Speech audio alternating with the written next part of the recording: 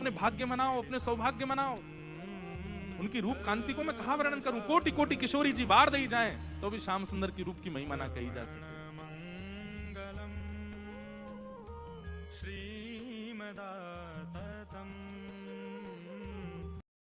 अपने अवगुणों को स्वीकार करना मानव का सबसे बड़ा सद्गुण है, कि वो अपने अवगुणों को स्वीकार करे। हम गुण सुनने में बड़े प्रसन्न, बड़े माहिर हैं। चार लोग वहां बैठ करके तुम्हारी यदि प्रशंसा कर रहे हैं, तुम्हारे गुण का यदि बखान कर रहे हैं, विराज जाओ ऊपर ही। यदि ज्यादा ही यशगान कर रहे हैं तो तुम किसी भी कार्य में व्यस्त हो, तुम्हारे कानों में पता नहीं कौन सा एक ऐसा यंत्र आ जाता है, वो तुरंत पहुंच जाता है। क्या बात कर रहे हैं, क्या कहा जा रहा है मेरे बारे में, अच्छा बोल रहे हैं कि बुरा बोल रहे हैं। निंदा स्तुति कहीं भी हो रही हो, हमारे कान बड़े तत्पर। एक बात बोलूं, भक्ति के पथ के पथिक तुम उस दिन बन जाओगे जिस दिन तुमको इससे कोई परवाह नहीं कि दूसरे ने मेरे बारे में क्या कहा। आप इसी चिंता में उलझे रहते हो कि वो क्या बोल रहा था मेरे बारे में। पहले मैं भी था इस चीज में, मुझे भी बहुत रहता था। मैं कथा करके आया हूं, अब श्रोताजन क्या बात कर रहे हैं, किसी को भेजता था मैं, जाओ श्रोताओं के बीच में थोड़ा सुन के आओ, संतोष हुआ कि नहीं, कथा सुन के थोड़ा ठीक लगा कि नहीं। अब जरूरी थोड़ी हर बार पॉजिटिव रिपोर्ट ही आवे, नेगेटिव आ गई क्या? महाराज जी चटकदार भजन नहीं गाते हैं, चुटकुल्ला तो सुनाते ही नहीं है कथा में। कथा कथा कहते हैं, बस उसी को कहते हैं, नहीं कुछ तो थोड़ा उसमें थोड़ा और मिर्च मसाले डाल करके। बस मैंने कि इससे कैसे बचें, रात भर चिंता में नींद नहीं आवे कि यार आदमी तो संतोष ही नहीं है हमारी कथा से। तो फिर मन में विचार किया कि चाहे तुम प्रशंसा करो, प्रशंसा कोई करता है तो मैं हाथ जोड़ के नीचे सिर कर लेता हूं, बस उसमें सुनने में ज्यादा रुचि नहीं। निंदा कोई करता रहे उससे हमको कोई काम नहीं। अन्यस्य दोष गुण चिंतन माशु मुक्त्वा सेवा कथा रसमहो नितराम पिबत्वम। श्रीमद् भागवत में श्री गोकर्ण जी महाराज कहते हैं, दूसरों की निंदा स्तुति में और अपनी निंदा स्तुति सुनने में ज्यादा रुचि मत रखो। तो मैं विषय कह रहा था, जो व्यक्ति अपने अवगुणों को स्वीकार करता है ना, मानव जब अपने अवगुणों को स्वीकार करता है, ये उसके सारे सद्गुणों में सबसे बड़ा सद्गुण है कि वो अपने अवगुणों को मानता है कि हाँ मुझ में ये कमी है। हम लोग नहीं है ऐसे, हम स्वीकार नहीं कर पाते, अपने अवगुणों को स्वीकार नहीं कर पाते। इसलिए ठाकुर जी कभी अपने अधर पर धारण नहीं करते, वंशी धारण करते हैं। क्यों? वंशी कहती है मैं पोली हूं, सारे साज पोले नहीं होते। तबला देखो ऊपर से ढका हुआ, पोला है लेकिन ढका रहता है भीतर, इसलिए ठाकुर जी उसको बजाते नहीं है। ठाकुर जी कहते हैं तू पोला है लेकिन अपने पोलेपन को छुपाता है, इसलिए तुझे नहीं बजाऊंगा। सितार पोला होता है लेकिन अपने पोलेपन को छुपा के रखता है, ठाकुर जी बोले इसको भी नहीं बजाऊंगा। तू अरे तेरे अंदर पोलापन है, उसको छुपाता क्यों है? तभी ठाकुर जी के सन्मुख आई वंशी। पोली है, इतने सारे छिद्र हैं, ये सब दिखा के ठाकुर जी के सामने प्रस्तुत कर दिए। मैं इतनी पोली हूं, मुझ में इतने सारे छेद हो रखे हैं। ठाकुर जी बोले आ जा मेरे पास, अपने अधर पर धारण कर लिया। कहने का अभिप्राय समझे, अपने अवगुणों को ठाकुर जी के सामने प्रस्तुत करने वाला वंशी स्वरूप है, ठाकुर जी उसको अधर प्रदान करते हैं। हम क्यों छुपाते हैं लाल जी से कि हम कैसे हैं? छुपाया था, किसने छुपाया था? पूतना ने छुपाया था, अपने राक्षसत्व को छुपाया था।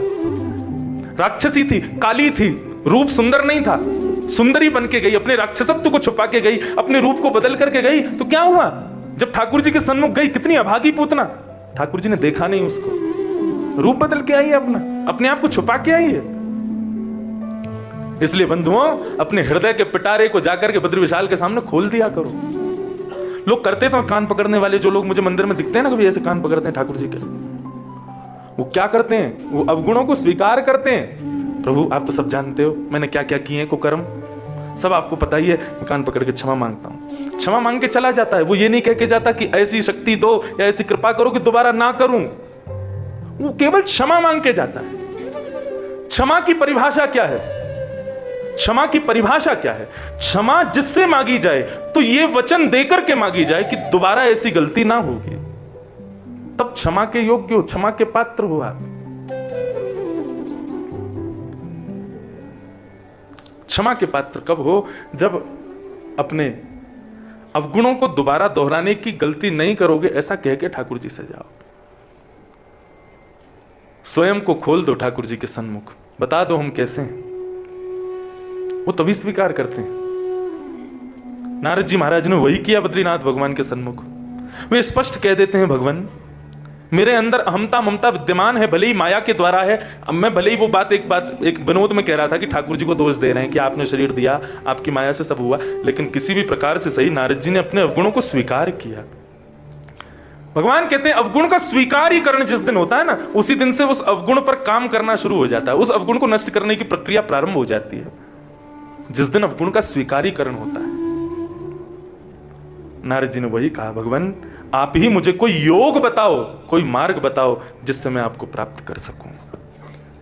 तब भगवान कहते हैं यदि तुम चाहते हो जानना कि संसार के समस्त विषय भोग विलास माया से दूर होकर के मेरी प्राप्ति यदि तुम करना चाहते हो, तो उसका एक ही योग मार्ग में तुम्हें बताऊं, और वो नवयोगेश्वर संवाद,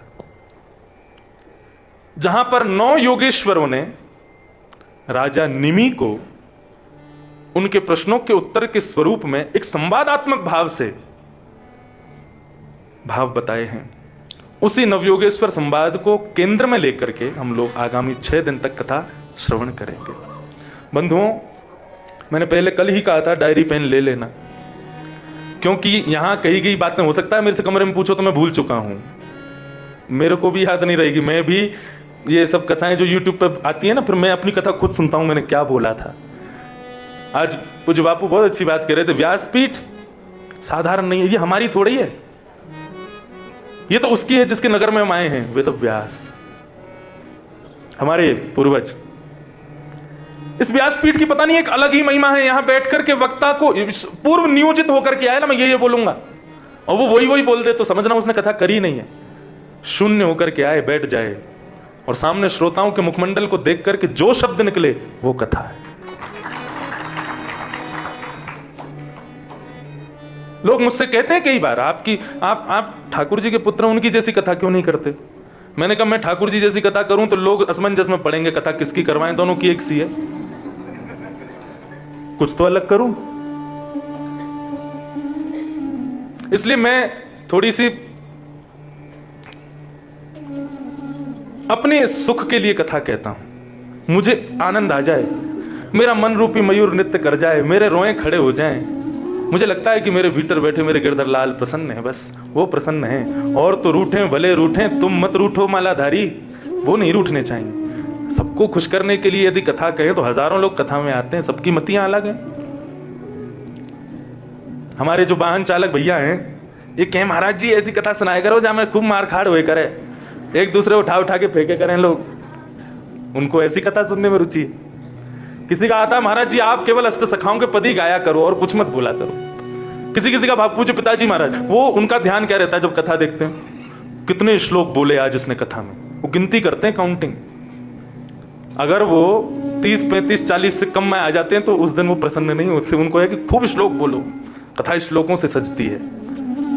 सबके अपने अपने भाव हैं प्रसन्न होने के, लेकिन श्री तुलसीदास जी महाराज कहते हैं स्वांत सुखाय तुलसी रघुनाथ गाथा। तुम खुद को प्रसन्न कर लो, तुम्हारा चित्त प्रसन्न हो जाए, क्योंकि तुम खुद भी एक श्रोता हो। जब तुम्हारा चित्त प्रसन्न होगा ना तो सब सामने बैठे सब श्रोताओं का चित्त अपने आप प्रसन्न हो जाएगा। तो कल से मैं थोड़ा सोच रहा था क्या बोलूं, किस विषय को लेकर के चलूं। सुबह तक भी कुछ नियोजित नहीं था, बस अभी आकर के कक्ष में बैठा भागवत जी खोल के बैठा था तो सोचा क्या बोलूं, तो बस भाव आया कि जब नारद जी का वो भाव पड़ा और जब वो वहां वो कहते हैं मुझे कोई मार्ग बताओ, मुझे कोई योग बताओ जिससे मैं आपको प्राप्त कर सकूं, तो भगवत प्राप्ति का सर्वश्रेष्ठ योग, सर्वश्रेष्ठ साधन भागवत धर्म।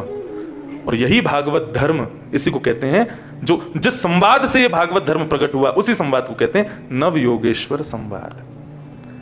ये भागवत का अत्यंत गुणतम विषय है, अत्यंत मार्मिक विषय है। मतलब ये प्राइमरी और स्कूल लेवल की अब बात नहीं होगी यहाँ, अब आप यूनिवर्सिटी लेवल की चर्चाएं सुनोगे।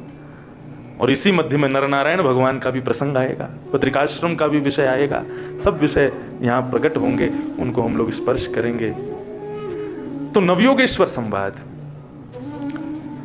इसका प्रारंभ कहां से होता है? एकादश स्कंद। अच्छा एक और बात सुन लो, श्रीमद् भागवत में कितने स्कंद हैं? 12। ये 12 अंग ही भगवान के 12 स्कंद हैं। एक एक अंग, एक एक स्कंद का वर्णन है वो मैं कल सूची बना के लाऊंगा पूरी, बहुत सुंदर वर्णन है, एक एक अंग कौन सा है। लेकिन एकादश स्कंद जो है ये भगवान का ललाट है, मस्तिष्क। व्यक्ति के आभा मंडल को, उसके मस्तिष्क को देख करके हमारी उसके प्रति रुचि बढ़ती है। इसीलिए हमारे यहाँ तिलक चंदन आदि सब मस्तिष्क पर लगाया जाता है। ठाकुर जी भी चंदन पर ही, मस्तिष्क पर ही मुकुट पहनते हैं, मस्तिष्क पर ही सबसे ज्यादा श्रृंगार धारण करते हैं। तो ये एकादश स्कंद जो है भगवान का मस्तिष्क है। मस्तिष्क कहें तो भगवान की बुद्धि है। सोचो, विचार करो, कितना श्रेष्ठ होगा ये। भगवान का मौलिक भाव है एकादश स्कंद, ललाट। तो नवयोगेश्वर संवाद कैसे प्रारंभ होता है? गोविंद भुजगुप्तायां द्वारवत्त्वां कुरुगृह अवासीत् नारदो भीक्ष्णं कृष्णोपासनलालसा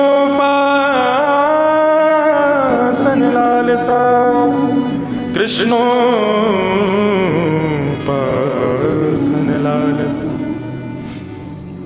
गोविंद भुजगुप्तायां द्वारवत्त्वां कुरुद्रुह अवासीत नारदो भीक्ष्णम कृष्णोपासन लालसा।